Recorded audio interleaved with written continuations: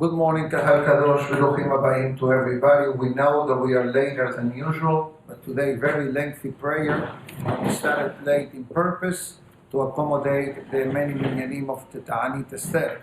Today, the 13th day of Adar Bet, corresponding to March 16. Today's class graciously sponsored by Solomon Zrihen and family, Le'ilui Nishmat, his grandmother, Chaya Beile Bat Sara Menachem. Be'ezrat Hashem, Menachem, have an aliyah in Gan Eden. Amen. Amen. Today is the yortzeit, I believe, of the great Rabbi Moshe Feinstein, the holy giant from Russia, came to America and became definitely one of the greatest Hachamim of the generation. So great was the great rabbi that he's still a great rabbi. Even though he left the world over 30 or 40 years ago, he is alive through his responsa of halacha, known as the Igrot Moshe. And probably some of you met the great rabbi, but definitely today is the day of his yortzeit.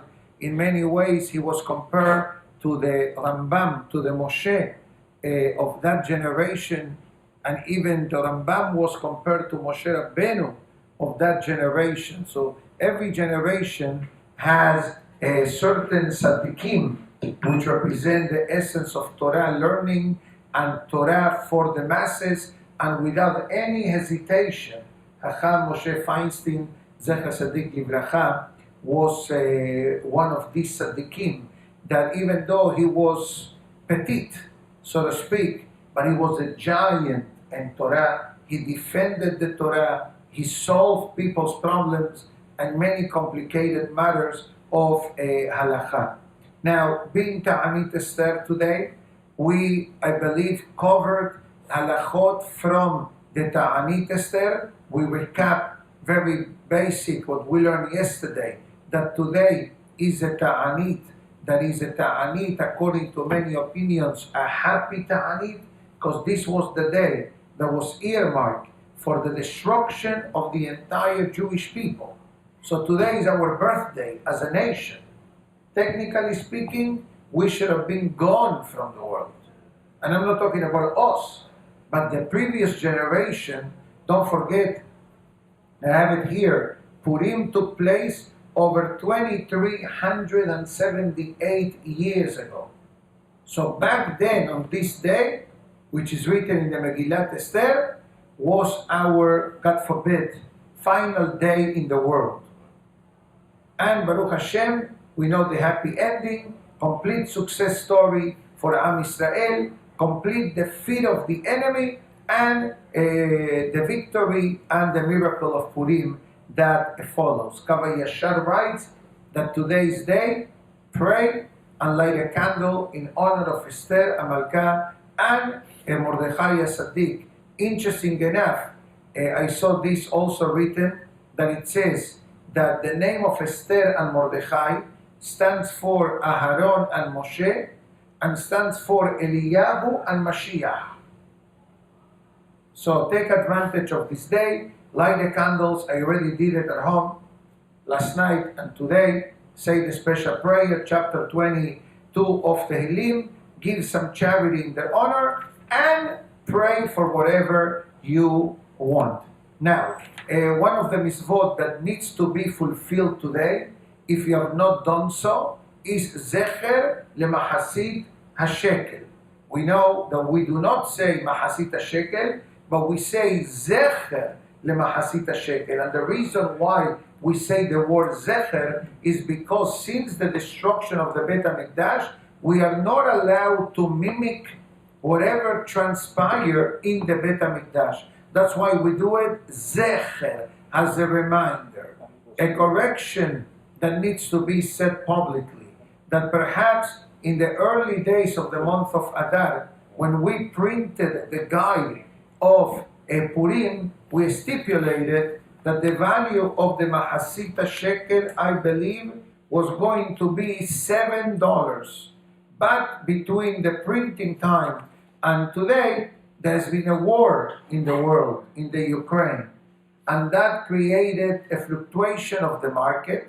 So between then and now, the silver went a bit higher, like the gold went much higher, and therefore the minimum value of a zechel machazit shekel is $8 and not $7. Okay, it used to be $6.93, so we put it 7. Then we did some research, $7.27 plus tax. That's Yalacha rights. There came a ruling from Hacham Yitzhak Yosef that when you calculate the Mahasita shekel, you need to calculate the ma'am. In Israel, ma'am, it's like the tax in America, and therefore the price is a drop below 8, so we give $8. And it says that this idea of the Mahasita shekel, in a way, it's also connected directly to the celebration of Purim. Why? Haman came to Ahashverosh. And what did Haman say to Ahashverosh? The Pasuk writes, Aseret alafim kikar kesef. He made a commitment to Ahashverosh. I'm going to give you 10,000 measures of silver. But guess what? Two things happened. Ahashverosh rapidly accepted the offer of Haman. Why? Because his government was in bankruptcy. He needed the money. Don't forget, he made a mega party 6 months plus 7 days. How much a wedding costs today? Minimum. Honestly speaking, 100,000, probably more. Let's be quiet. Okay, 100,000, let's say. So multiply 6 months. That is 180 days. That's how much is in dollars. $18 million. Plus 7 mega parties, another million. So yani he was in the red, $20 million. Back 2,378 years ago. I'm not exaggerating what I'm saying. That was the desperation of Ahashverosh. Not only that, Haman only signed an IOU. He never paid him. From here, the rabbis talked and learned that even Ahashverosh, maybe he has been a shtickle silent in the Megillah. Obviously, he had his moments, but usually we portray Haman as the wicked enemy of the Jewish people. Don't think for a moment that Ahashverosh was much different than Haman. Haman was the mouthpiece of Ahashverosh. Now, but interesting enough, our holy rabbis tell us an interesting concept. There is a saying by our rabbis that goes as follows: HaKadosh Baruch Hu Magdim Refu'ah Lamaka. God provides the salvation prior to the challenge. Guess what? The amount of Ahashverosh accepting from Haman, this was not the first time in history that 10,000 talents of silver are mentioned. They are mentioned elsewhere in the Torah, in the mitzvah of Mahasita shekel. When the Torah in Perashat Kitisa talks about Mahasita shekel, and the Jewish people fulfill for the first time that mitzvah in the time of Moshe Rabbeinu. That was the first time in history that Mahasita shekel was done. How much money was collected from that appeal of Mahasita shekel? Exactly the amount of silver talents that Haman offered Ahashverosh.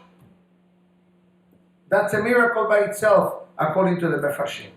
Now, who you should give it to? So then, first of all, the Racha writes, this money is not to give to tzedakah. The money of Mahasita shekel is only to support learners of Torah. Yeah, and if you want to know where the money of Mahasita Shekel goes, the Mahasita Shekel money goes to support Torah learning. No food, nothing. That's Matanot Le'Evyonim. Mishloach Manot is the food, Matanot Le'Evyonim is a gift to the needy, but the Mahasita Shekel is only to support Torah learning. Why? Because the mitzvah of Zecher LeMahasita Shekel is a mitzvah connected to the Bet HaMikdash, to the holy level. And there is no holier level in Am Yisrael like those who dedicate their life to Torah learning. That's where the Mahasita Shekel goes to. The Matanot Le'Evyonim, you are correct. It goes to the needy, it goes to the widows, to the orphans, to the destitute. You know, Ben Porat Yosef, you have no idea how many people already call for help. I'm not going to tell you numbers, but Ben Porat Yosef, a lot of people call, etc. Now, Mahasita Shekel, we gave already the number, although according to other opinions, that they will take literally half a silver coin, basically. Because how do you calculate Mahasita Shekel? Mahasita Shekel is approximately net 9 grams of silver. That is the value of the Mahasita Shekel. So you calculate how much is the gram per silver, you go to the number, then you round it up to the next number. Now, Halacha discusses that it's appropriate to give this before the reading of the Megillah. Halachically, it's permissible to do from Rosh Chodesh Adar. From Rosh Chodesh, the Mishnah says, Be'adar mashmi'im ala shekalim. And throughout the entire month of Adar, you can give the Mahasita Shekel. According to many Kabbalistic opinions, you should give the Mahasita Shekel on the day of Ta'anit Esther proper. Why? And if you gave it before, it's halachically beautiful as well. But what's the idea? Is just to connect the mitzvah of giving tzedakah, so to speak, with the mitzvah of the Ta'anit, which in halakha this is called Igra de Ta'anita. Some opinions say can be done immediately before the Megillah, or even can be done during the day of Purim. But we know a quick statement from the halakha that says, Zerizim Magdimim LaMizvot. Don't wait till tomorrow. You can do the mitzvah today, go ahead and do it today. Now, halachically, one question that is here, if you're allowed to give Mahasita Shekel from the money of Maaser. So we have a kelal, we have a rule. Any mitzvah that is mandatory, you cannot give it from Maaser.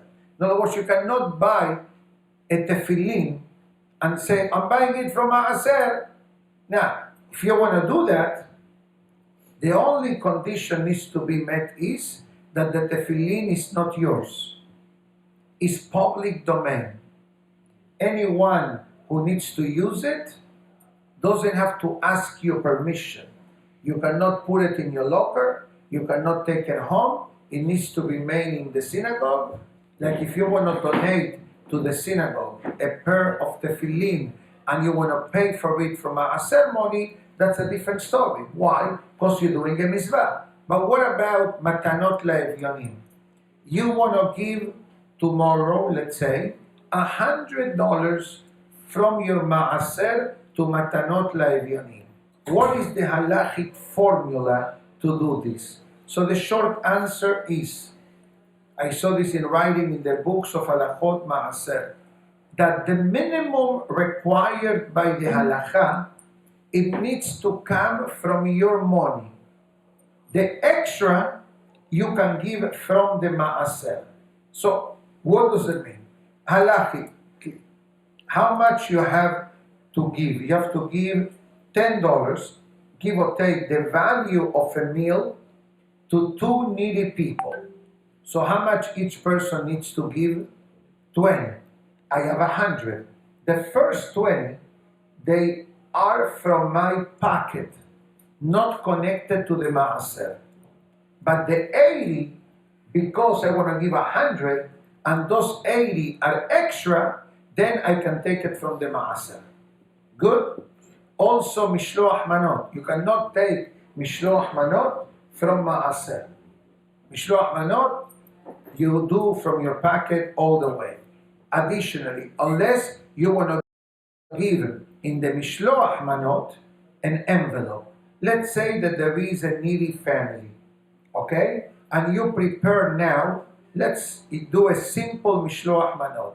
A bottle of grape juice, okay? We already learned yesterday that you cannot give water as mishloach manot because water is very cheap and very affordable. Maybe if you give a bottle of water that costs $10, maybe something hashuv. But the halacha says that regular water in a bottle does not constitute a mishloach manot unless you use it as a filler and you have other items in the tray that have the mitzvah. So let's say you want to put, simple, a bottle of grape juice and a package of cookies and a banana and a few almonds. Okay? That doesn't cost you more than $10. Cost you even less. Let's say $10. But you want to give to the needy person, the recipient of the tray, you want to give them $200 in honor of Purim. Those $200, once you fulfill the minimum required without maaser money, then you can use that from the money of maaser. Now, the halacha exactly here says the same concept of when it comes to mahasita shekel. You want to give more? Mahasita shekel is $8 per person. Now you heard from me that the money of mahasita shekel goes to those who learn Torah all day long. You are excited about it. You want to give, instead of giving $8 for you and $8 for your wife, that means $16, you want to give $180 for mahasita shekel. Short answer, the first 16 are not maaser, the remaining balance is from maaser. Why? Because you're doing above and beyond your halachic obligation. The Rambam, Maimonides, writes and it says, it is better to increase more in matanot laevyonim than on the mishloach manot. Why? Because there is greater happiness to a needy person. It says the halacha that the eyes of the needy, because this is the day that they collect. And people usually will not say no unless they bother you. Okay? But we already have a system for the synagogue. We took names already. I gave them specific times to come and see me tomorrow.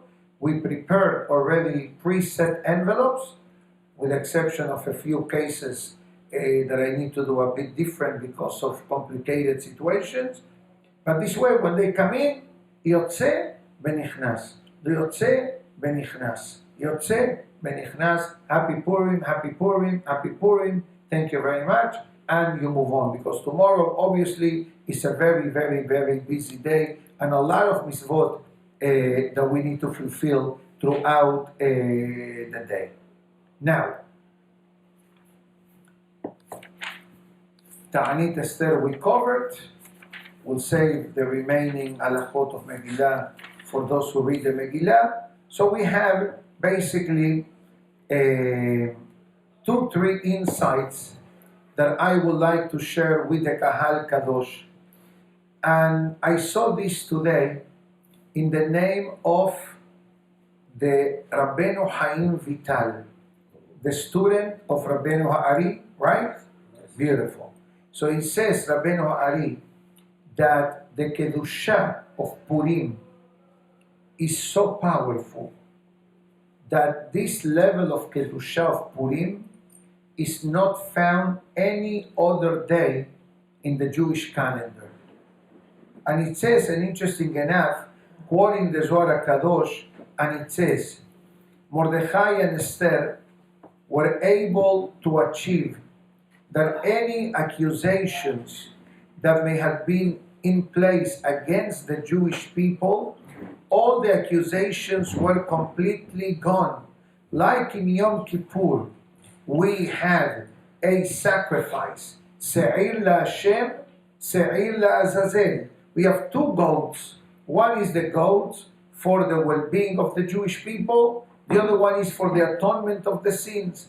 So it says on that particular concept, everything was reversed for Am Israel. And comes the Eliyahu Kohen in the Midrash Eliyahu, and it says as follows: the day of Purim is a day of forgiveness to the Jewish people, like Yom Kippur, with one exception, that in Yom Kippur is the atonement for the sin of the golden calf, and therefore we fast on that day. But Purim, the salvation came through fasting. What does it mean? In the Torah, Perashat Kitisa, the Perashat that we read in the morning by Hal is on Perashat Kitisa. The Pasuk writes that when Bnei Israel were involved in the sin of the golden calf, they made a Seudat Mitzvah. They made a feast. People were eating and drinking. Vayakumu, vayishtu, vayakumu lesahek, vayochelu, vayishtu. Yani, they became a party. So therefore, since the sin was caused through food in the egel, so the atonement is through fasting. But in Purim, since we fasted the 3 days that we learned yesterday, so the celebration of Purim is dafka with eating, with the seudah. That's why there is no fasting in Purim, the opposite. And therefore, it says, the kapara of Purim is through the seudah. The kapara of Kippur is through fasting. That's why in Kippur, you're supposed to start the ta'anit a few minutes before the ta'anit starts. In Purim, no. Purim, we eat and we are happy. And he brings here, in the name of the great Rabbi Sadok Kohen, the Kol HaBerachot, all the blessings are found in the vessel called Shalom. Peace is a known Mishnah in Masechet Oksin, and it says, Bechen hu kedushat Yom Kippur. Like peace is the foundation of all blessings, the concept of holiness and a concept of the day in the year that has all berachot is the day of Purim. That's why the Torah calls Kippur Yom HaKippurim. Kippurim in Hebrew, we usually explain the Day of Atonement. But if you want to know the real explanation of Yom HaKippurim, in English it means a day like Purim. So the Torah is hinting us in advance that we are going to have a day in history called Purim, greater than Kippur. Because if I say my day, it's like a day like Purim, so what does it mean? Which day is greater, Kippur or Purim? Purim. Goes further. Kippurim hu yemei ratzon harbe yoter miyom HaKippurim. The day of Purim, the mood in Shamayim is in a much happier and lively and content mindset than Kippur. Because in Kippur, what we are saying, Hatati, Aviti, Pashati, I say 26 times by Ya'avor. So imagine yourself, I come to you and I said, have sinned against you. have spoken against you, I have hurt you, I have done all negative things, that statement alone, it's a somber mode. Right? It's sad. That's why the tune of Rosh Hashanah and Kippur is not very happy like other makams. But Purim, the opposite. You're in a good mood, I'm in a good mood. And it says, Kirav Shalom Ha'amiti Hotam Shel Kol HaBerachot.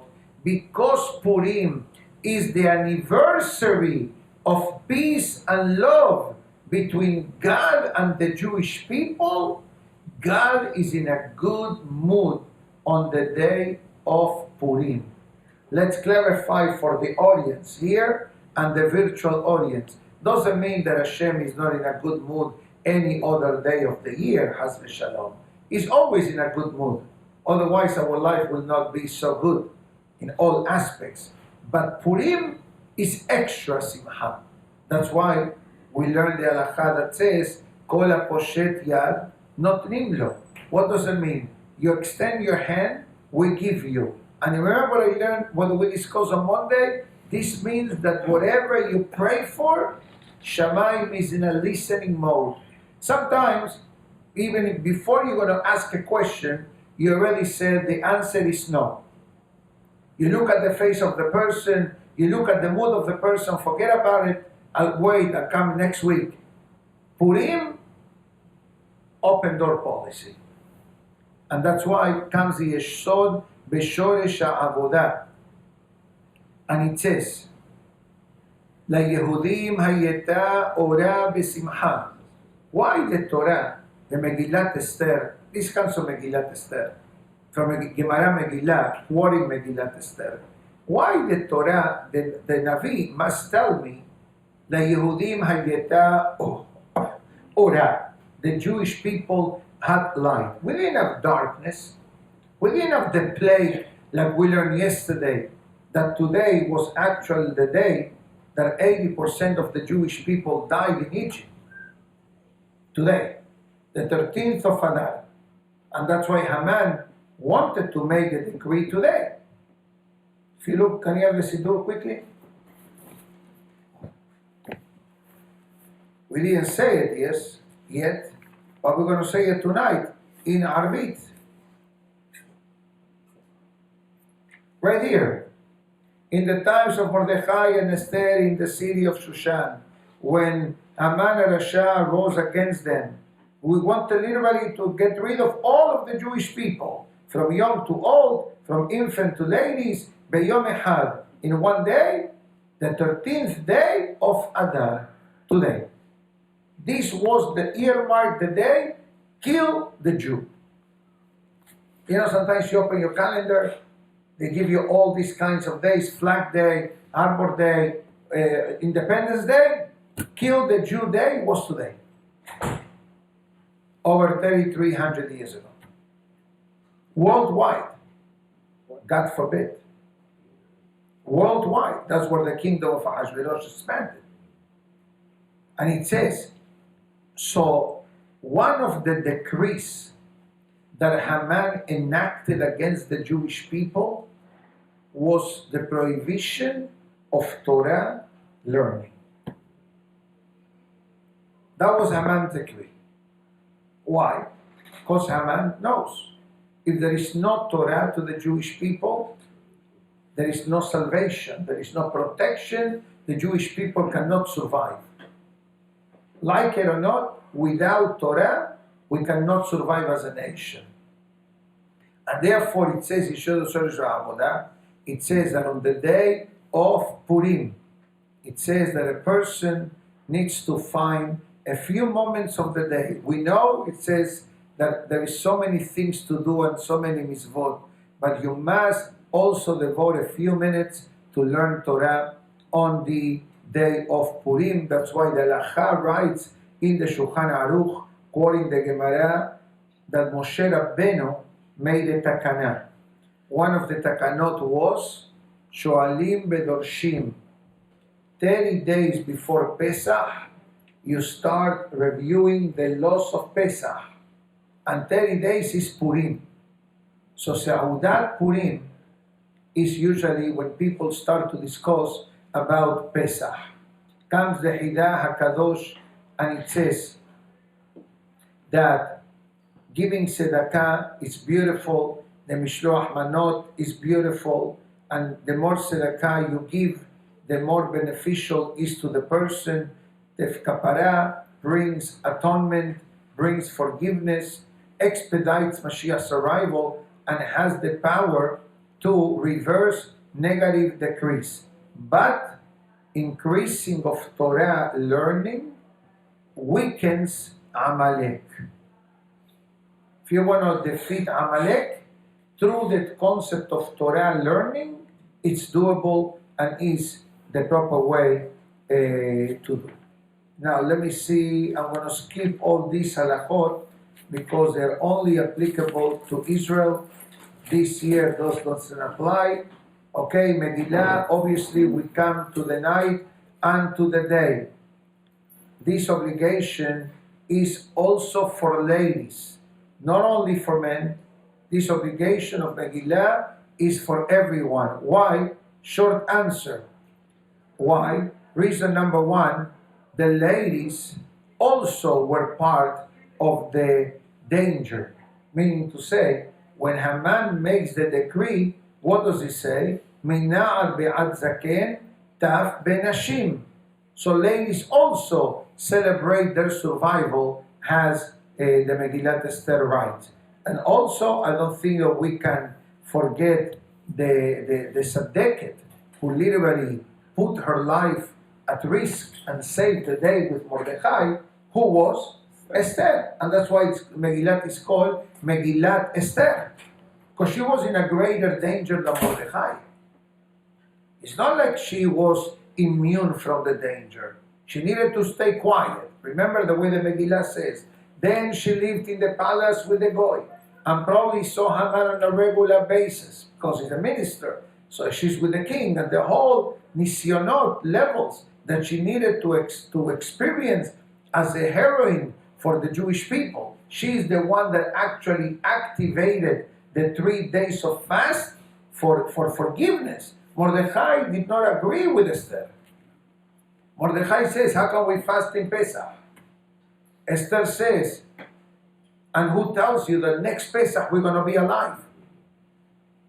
Let's fast this Pesach. And perhaps that can reverse the decree. And Mordechai listened. Mordechai accepted the statement of Esther Hamalka. So halakha lema'aseh, everybody listens to the Megillah, wherever you are, and obviously in our synagogue, look at the schedule that is outside, it's on the website, was sent via email. We have Ben Porat Yosef 3, 4, 5 maybe readings tonight. Tomorrow we have another 5 readings. So believe me, that if you look for the schedule, you'll find the time, you're going to be able to fulfill the mitzvah of Megillah properly. Concerning, I'm skipping a lot of halachot which are relevant only for those who are reading the Megillat Esther. We discuss Matanot LaEvyonim, the needy. We discuss Mishloach Manot. We discuss, here is interesting halachot. Who do you supposed to give Mishloach Manot to? This is Matanot LaEvyonim. Matanot LaEvyonim, it says to your parents, if God forbid they are needy.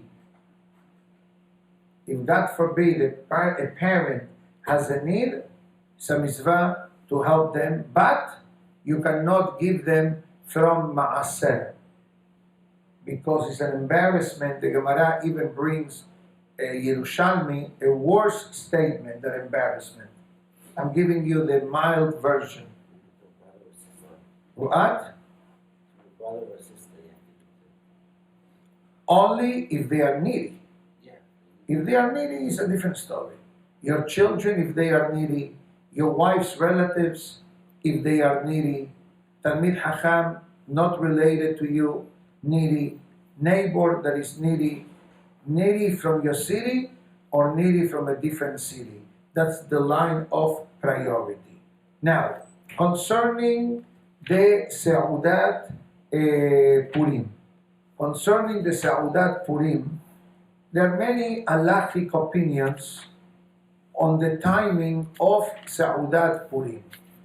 According to the halacha, Seudat Purim needs to be done throughout the day. If you do a Seudat Purim tonight, you did not fulfill the mitzvah of Seudat Purim. You can call that Purim party. But the Seudah of Purim is in the daytime. Halachically, you are allowed to start, let's say, Seudat Purim tomorrow, let's say 5 o'clock, and continue into the night, in which many institutions do that. Sephardic, I'm not sure, because according to the Kabbalah, Seudat Purim should be done earlier in the day. Earlier in the day could be even 10 o'clock, 11 o'clock in the morning. The way many of us do, we do Minhag Gedolah at 2 o'clock, and then we do the Seudah. That's halachically perfect, because you are right in the middle of the day, and for sure you're going to finish the Seudah by 4 or 5 o'clock. You can rest a bit, and then do Arvit with the Minyan. Therefore, the halacha writes, and it says, that in the night of Purim, which is tonight, obviously eat something, drink something, but the main Seudah is tomorrow. Now, according to the Kaf HaHaim that we discussed, the Kabbalistic perspective, do it in the morning, but make sure that all of the mitzvot of Purim were already done. What does it mean? Come to pray early, do Shaharit, listen to the Megillah, do the Mishloach Manot, do the Matanot Le'evyonim, and then do the Seudah. Because if you're going to do the Seudah first, and you're going to eat, and you're going to drink something that you barely do during the weekday, mid-morning, you're going to be probably resting afterwards. And then the mitzvot get delayed, and who knows if the person will wake up early enough to do them. So therefore, train yourself accordingly. Do all of the mitzvot before, and then you do the Seudah. Yes, it's fine. It's fine. It's fine. The halacha writes that it's appropriate to do the Seudah with bread. Why? Because it's a Seudah. Nice. Additionally, the halacha writes, sheyochel basar. It says, don't make a dairy Seudah. Meat. Seudah of Purim should contain meat, and beef is appropriate. If not, you can do chicken, etc. And it says that it's appropriate that a person should drink a bit, but obviously be cautious in the drinking, etc. And then he brings different sources of why we do the Seudah, but we all know the answer, all related to the Esther in the party that she makes, reveals who a man really was and who she was, and therefore we do the Seudah. Also, the halacha writes that the same way that men are obligated in all mitzvot of Purim, ladies are obligated as well, including the Seudah, and is appropriate. It says that is appropriate to raise the children, to educate them, even before the age of our mitzvah, to sit down and to have a beautiful Seudat Purim, etc. In the Seudah, like tonight and tomorrow, we're going to add Al Hanisim in the Birkat Hamazon. In the event that a person forgot to recite Al Hanisim, we don't need to repeat the Amidah or the Birkat Hamazon, but at the end of the Birkat Hamazon, when you come Arahaman, all the Arahamans, at the end you will say Al Hanisim, Al Purkan, B'Ben Mordechai, Esther, Shoshana Bira, and you are halachically cover etc. In the event, the Halacha writes that a person extended the Sa'udah, let's say you began the Sa'udah at 5 o'clock, now is 8 o'clock, and you're about to recite Birkat Hamazon. The Halacha says, in that Birkat Hamazon, you will say Ala Nisim. Why? Because we follow the beginning of the Amidah. Beautiful. Now, it says that in the person in the night of Arvit comes Nichnasim LeBeit HaKnesset Bebigdei Yom Tov. You dress a nice, like Shabbat, like a holiday dress code, and you'll have the Arvit in the middle. We do the Megillah, then we'll break the fast. Same thing with Shaharit. We take out the Sefer, we begin Uba LeSiyon up to Be'ata Kadosh, and then we go over a concept. Now, interesting enough that according to some halachic authorities, the people should avoid utilizing fireworks when it comes to Purim. It's an interesting ruling that just came up. Many years ago it was said, but now it's in writing. And some synagogues don't allow costumes for children over the age of 17. I don't know, for security reasons, I think they're doing that. But I don't think here many people wear costumes, with the exception of the teens and the young boys and girls, etc. But I think that's why the halacha, there is a whole chapter in the halacha, damages caused during Purim. It says that one of the problems with the fireworks, is behala, that the noise can frighten people, and that fear can affect them health-wise. That is one of the highlights discussed in a special booklet, but we hope that we don't have to deal with this matter concerning costumes. The halacha is clear that you cannot wear an opposite gender costume. Meaning to say, if you're a man, you cannot dress like a lady. If you're a lady, you cannot dress like a man. It's actually a Torah prohibition. No yilbash beggars in Latisha, etc. So that's some of the halachot which are discussed here, and we don't have to discuss the monetary manners as well. Just one second.